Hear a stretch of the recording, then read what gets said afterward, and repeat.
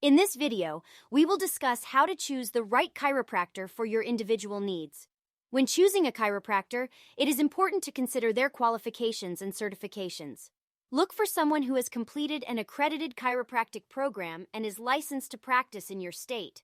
Additionally, certifications such as the Certified Chiropractic Extremity Practitioner, CCEP, or Certified Chiropractic Sports Physician, CCSP, can demonstrate additional expertise in specialized areas.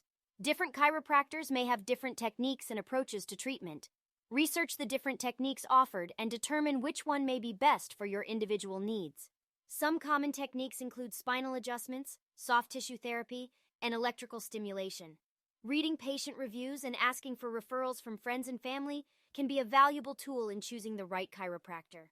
Look for someone who has consistently positive feedback from their patients and a high success rate in treating similar conditions to your own. It is important to consider if the chiropractor accepts your insurance and if the cost of treatment fits within your budget. Call their office or check their website to see which insurances they accept and ask for an estimate of the cost of treatment up front. This can prevent any unexpected financial strain down the line.